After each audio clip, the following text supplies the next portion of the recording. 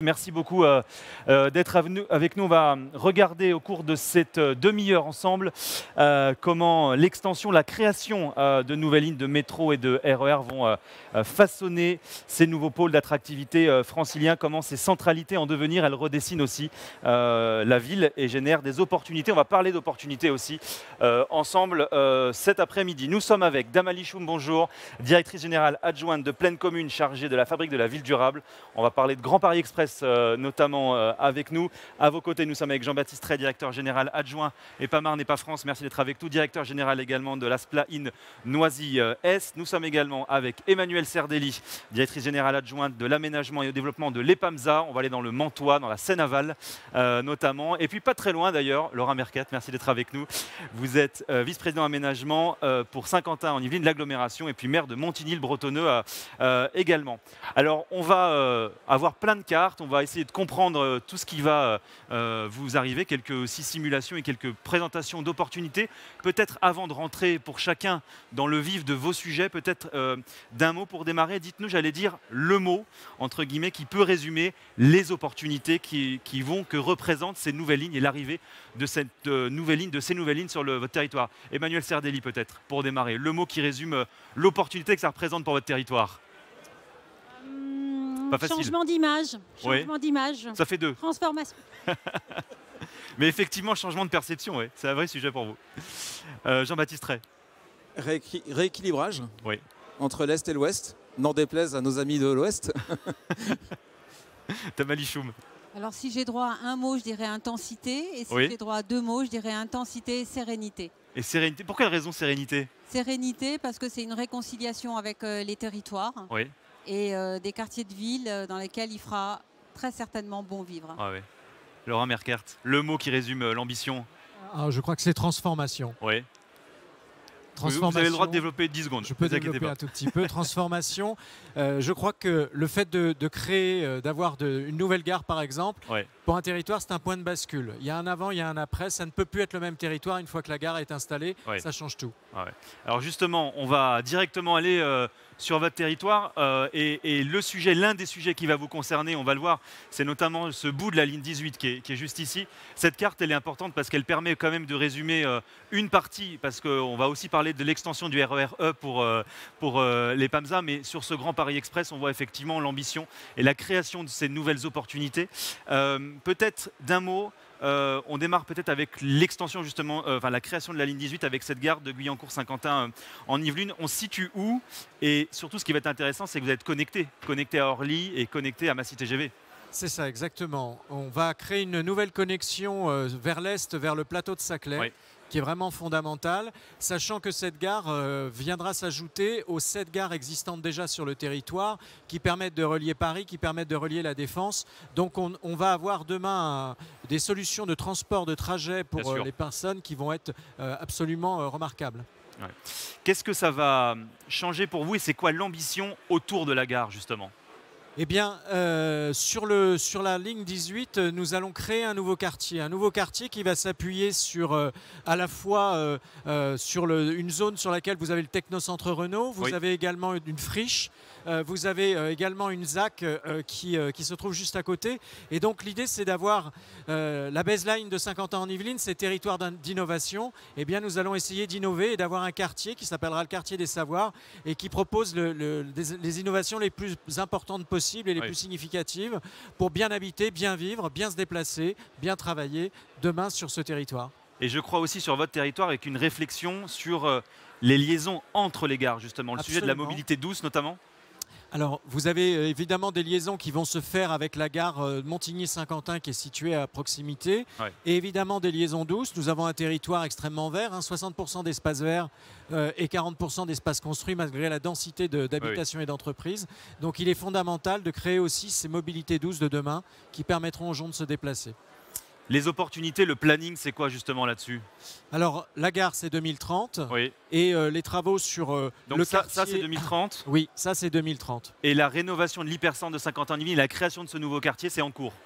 C'est en cours. Ça a débuté sur le quartier Montigny-Saint-Quentin, effectivement, aujourd'hui, et c'est pour les 3 années à venir, 3-4 années à venir. Et les opportunités pour ceux qui nous écoutent là, s'ils veulent venir vous voir à la fin de la conférence, qu'est-ce que vous avez à leur vendre en l'occurrence?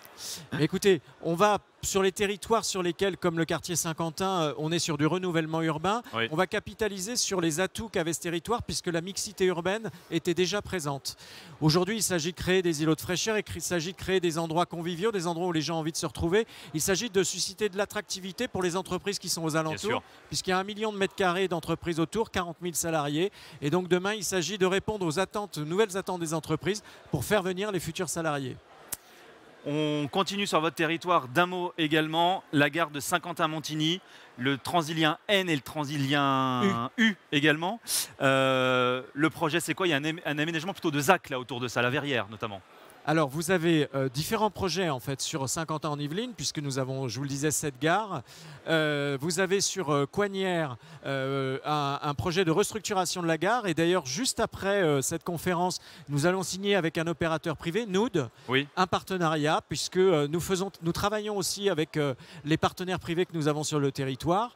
De la même façon, sur l'hypercentre Saint-Quentin, nous avons contractualisé avec les partenaires privés qui sont situés là. Nous avons aussi un projet sur la Verrière, où là, nous allons complètement transformer cette zone, qui est une zone qui demain sera une vitrine encore du territoire, qu'elle présente des atouts par sa situation géographique, mais aussi par son entrée, c'est une entrée de la vallée de Chevreuse, mais c'est aussi un projet de reconversion en rue. Donc il y a ces deux aspects-là en même temps qui vont se faire avec une création d'activités économiques, avec une gare qui aujourd'hui génère, je crois, 3,5 millions de passages par an. Ce sont déjà des gares qui existent, ce sont déjà des lignes de transport qui existent, mais avec un projet de réaménagement du quartier innovant et neuf autour de ça. Absolument, absolument. On a aujourd'hui, on le voit bien, des nouvelles attentes extrêmement fortes, que ce soit dans le milieu économique, mais que ce soit aussi dans le milieu de l'habitat, avec des normes qui sont apparues et puis des usages aussi qui ont changé. Et 1500 logements attendus, c'est ça le projet environ sur Alors c'est 1500 sur la Verrière par exemple, c'est 2300 sur Guyancourt. Donc on a effectivement on a 160 000 m² d'activité aussi sur Guyancourt, de commerce. Donc on a effectivement beaucoup de développement à venir sur ces territoires. Et l'intérêt, c'est que l'intercommunalité de Saint-Quentin-en-Yvelines, la communauté d'agglomération, est une vieille structure. Elle existe depuis le début de la ville nouvelle. C'est donc une structure très intégrée qui a un savoir-faire énorme, qui sait accompagner les partenaires, quel que soit le niveau d'attente des partenaires. Elle sait s'adapter en fonction des besoins des uns des autres. Et avec ce sujet pour boucler sur votre territoire, mais de cette volonté de reconstruire la ville sur la ville aussi, parce qu'effectivement, vous le disiez, les villes nouvelles qui sont de moins en moins nouvelles, en l'occurrence, il y a aussi un enjeu de rénovation urbaine très forte. Essentiel en gardant les atouts comme je le disais tout à l'heure, mais à l'époque de la construction c'était le tout voiture, c'était le tout minéral, des choses aujourd'hui qui ne sont plus dans l'air du temps et qu'il faut transformer. Allez, on va aller au nord de Paris, sur le territoire de Plaine Commune, avec vous, Dame Alichoum, avec ce projet que vous mettez beaucoup en avant, et à juste titre d'ailleurs, notamment depuis Paris 2024, qui est ce projet de Pleyel, qui est déjà en fonction, qui est un héritage des Jeux Olympiques et Paralympiques de Paris 2024. Et là, ça y est, on est dans la phase héritage. Comment est-ce qu'on exploite, est-ce qu'on regarde le sujet différemment maintenant qu'on est en phase héritage ? On regarde le sujet toujours avec la même acuité, si ce n'est encore plus. C'est vrai que les Jeux Olympiques, Mathieu Hanotin, le président de Plaine Commune, et le maire de Saint-Denis le dit souvent. Ce n'était pas le point d'arrivée, c'est le point de départ, donc on y est. Là, je pense que le sprint ou le marathon commence, je ne sais pas comment dire. Donc aujourd'hui, le quartier Pleyel, vous l'avez beaucoup entendu depuis le début du MIPIM hier, c'est un lieu de destination. En tout cas, le territoire veut en faire un lieu de destination. On a déjà cette ligne 14 qui est là avec cette gare majestueuse de Kengokuma. On a ce franchissement urbain Pleyel qui a été réalisé par Marc Mimram, qui sont deux objets architecturaux. Ça, c'est la gare en l'occurrence. Voilà, ça, c'est la gare de Kengokuma. Et on voit le franchissement des 48 faisceaux de voies ferrées qui a été réalisé par Marc Mimram. Et vous voyez qu'aujourd'hui, les chantiers sont encore battent leur plein. Oui, c'est ça. Lieu de destination, qu'est-ce que ça veut dire? Ça veut dire être en capacité de créer en fait une offre hôtelière qui soit au rendez-vous d'un site qui a vocation à être un site de culture, de loisirs, mais évidemment un quartier dans lequel on vivra aussi. Il y a déjà eu le lancement des premières programmations de logements, un petit peu moins de 500 logements qui vont être livrés d'ici 2-3 ans. Et actuellement, on travaille sur la programmation de ces fameux objets complémentaires qui feront destination et qui viendront, je dirais, donner cette offre de culture, de loisirs qui s'incarne déjà au sein de la gare avec la fondation Art Explora et Imagine Playel, donc une offre culturelle et artistique sur quasiment 4 niveaux, 5000 m² au sein de la gare, qui vont venir dialoguer avec, je ne sais pas si vous avez été dans l'actualité, le lancement récent du projet sur la Cité du cinéma, oui, qui est au cœur du village olympique et qui va devenir un lieu d'événementiel, d'exposition, qui est porté en partenariat par la Banque des Territoires, Vinci, Seine et Watts, et dans lequel on retrouvera une offre culturelle qui sera complémentaire avec ce qu'on trouvera sur Playel. Un mot, après on reparlera effectivement des autres lignes de métro qui vont aller venir se connecter prochainement dans cette gare de Playel et puis sur une autre station, la Courneuve-Siroute, on va en parler dans un instant, mais peut-être pour terminer sur la programmation, comment est-ce qu'on, aujourd'hui vous vous projetez, comment est-ce qu'on imagine finalement la composition et la programmation globale? Vous parliez de lieux de culture, il y a aussi des lieux artistiques, des lieux de destination, du service, du tertiaire aussi, donc comment est-ce que vous organisez cela? Puis c'est quoi là, le phasage et 2, les opportunités? Alors, sur la façon dont les choses s'organisent, classiquement, on est dans une opération d'aménagement. On a un aménageur qui est Pleine Commune Développement, qu'on peut rencontrer juste derrière. Juste là. Et comment on s'y prend sur les questions de programmation? On va essayer d'être un peu en décalage par rapport à ce qu'on fait habituellement. Ouais. Le plan guide, le schéma directeur, le travail sur l'espace public. Ensuite, on décline de manière phasée. On ne va pas faire comme ça, sinon dans 10 ans, on y est encore. Donc en même temps qu'on est en train de lancer la consultation de notre maîtrise d'œuvre urbaine, on est déjà en itération avec les partenaires qui sont sur place. Capacité de saisir les opportunités comme elles arrivent. De saisir les opportunités, je vais en citer un, UBS, qui aujourd'hui réfléchit à cette programmation hôtelière, oui, sur laquelle voilà, nous sommes très attachés. Pour les partenaires actuels et potentiels, on a une programmation à venir de 2000 chambres d'hôtel, oui, plutôt en IGH, sur des fonciers qui soit appartiennent déjà à la SPL Pleine Commune Développement, soit on sera dans un partenariat avec les propriétaires actuels. Et ça, c'est en ce moment que ça se discute. Sur cette programmation plus culture, loisirs, c'est le sujet de réussir ce grand mot qu'on entend beaucoup qui est l'hybridation. Parce que Playel, pour ceux qui ont pu y aller pendant les Jeux Olympiques, en fait, c'est un mouchoir de poche. Oui. Donc ça veut dire que le foncier est rare, il est précieux, et que la programmation qu'on fait sur chaque foncier doit être en capacité de proposer des multi-usages. Bien évidemment, il ne s'agit pas de vouloir tout faire, mais je pense que là, il y a une intelligence de partenariat et une intelligence de projet qu'on peut trouver à l'îlot. Les opportunités, très rapidement, on passe à la suite, mais quelles opportunités pour ceux qui nous écoutent? Qu'est-ce que vous avez, même question, à leur vendre, entre guillemets, à l'issue de cette conférence?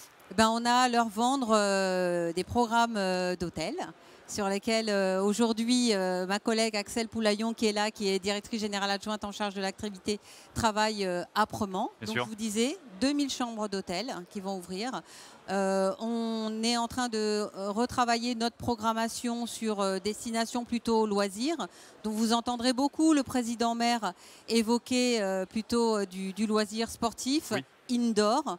Donc voilà, on voit aujourd'hui émerger beaucoup de programmations type escalade, type paddle. Voilà, je pense qu'il y a encore plein de choses où on peut être inventif et je pense que ce lieu-là permet cette créativité. Dernier mot, effectivement on voit Saint-Denis-Playel et puis juste à côté il y a juste au-dessus, pardon, la Courneuve-Siroute qui est aussi une station qui va complètement sortir de terre grâce à l'arrivée de la ligne 16 et 15 et 16, non 16 et 17. 16 et 17 sur voilà. Saint-Denis-Playel. Voilà, on est là-haut, qui seront connectés effectivement à Saint-Denis-Playel. Vous l'expliquez, qui va être un véritable nœud en termes de transport de métro très important dans le nord de Paris. La Courneuve-Siroute, même sujet, avec une opération d'aménagement. Les opportunités, la vision et puis le phasage. Même sujet, une opération d'aménagement qui existe autour de la Courneuve-Siroute. La gare, elle est quasiment achevée. Oui. Il y a un programme immobilier complémentaire qui est en train d'être travaillé par la Société du Grand Paris. Pleine Commune Développement, toujours, qui est notre aménageur. Et moi, cette gare-là, j'ai l'habitude de l'appeler la gare des parcs.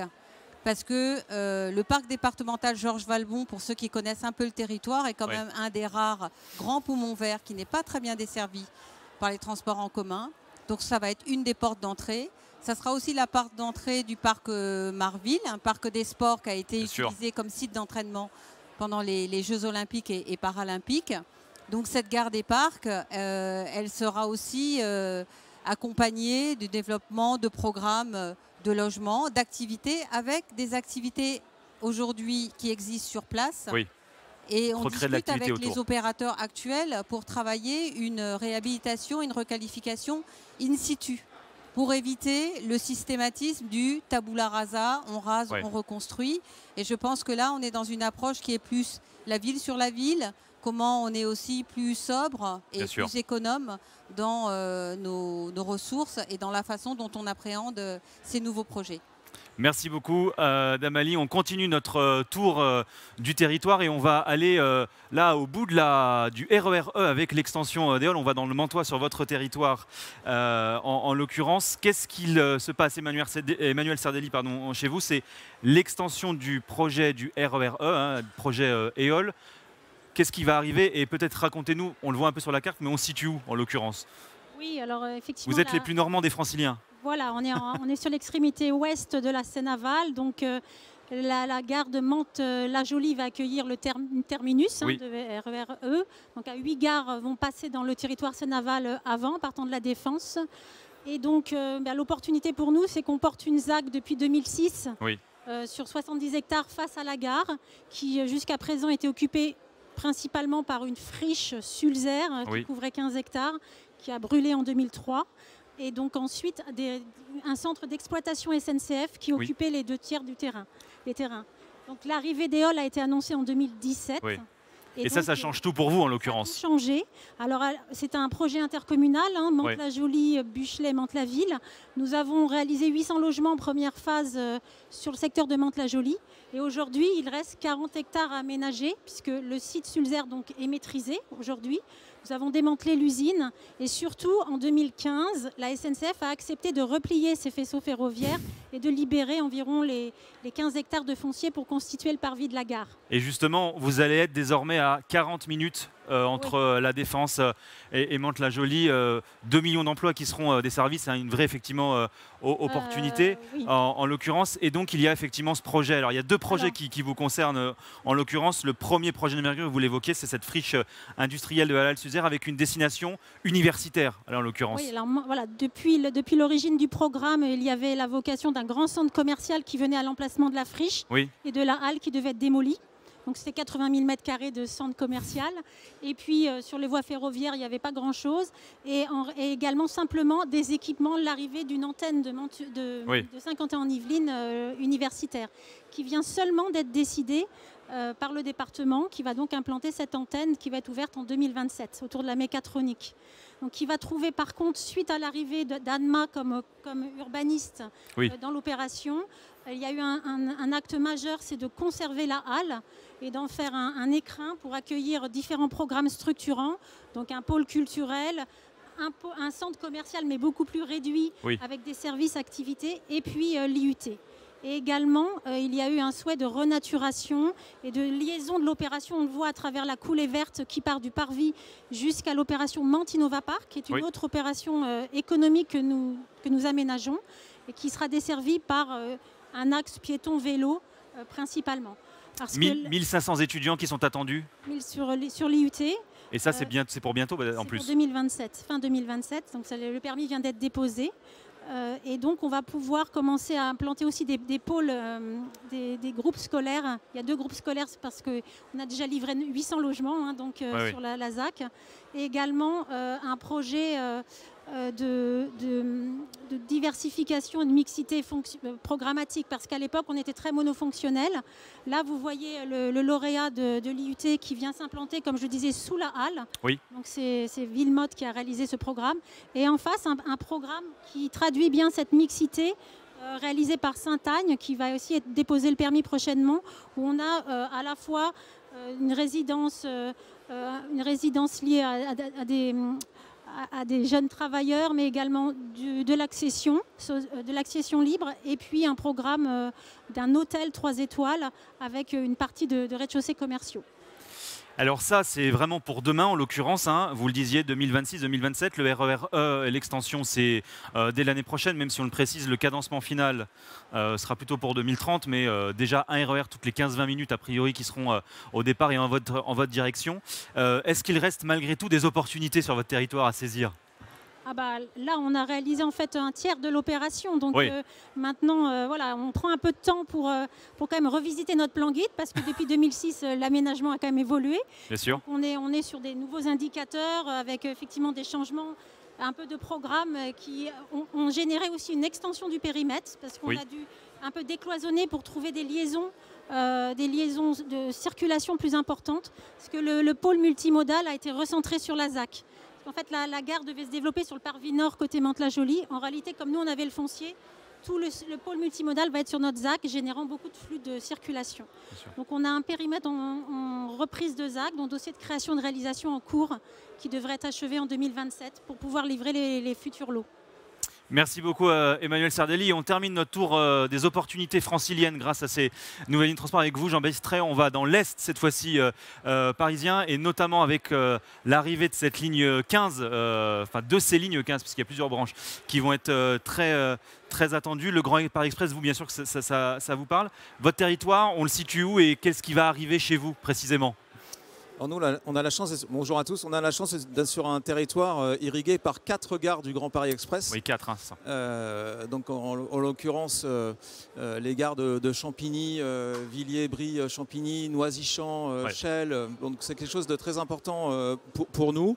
On sort d'une conférence où on parlait du quartier de gare Noisy-Champs à Noisy-le-Grand. Et là, cette conférence est aussi l'opportunité de présenter ce qu'on est en train de faire sur le Val-de-Marne, autour du pôle Villiers, Champigny, Brie. Alors, il y a beaucoup de choses similaires à ce qui a été dit et qu'on vit de fait sur l'Est francilien. Tout d'abord, le fait qu'on ne peut pas faire un aménagement classique à attendre 10 ans d'avoir un plan guide. Pourquoi ? Parce que sur le quartier de gare Villiers, Champigny-Brie, on a les studios de cinéma à Brie-sur-Marne qui se redéploient complètement avec l'acquisition par AXA des studios, avec un partenariat extrêmement fort avec l'INA qui est également implanté à Brie-sur-Marne et qui va développer de l'hébergement spécifique pour les images, le son et le cinéma. On a la ministre Dati qui est d'ailleurs venue sur le territoire il y a quelques jours pour marquer en fait une nouvelle dynamique de ces studios de cinéma.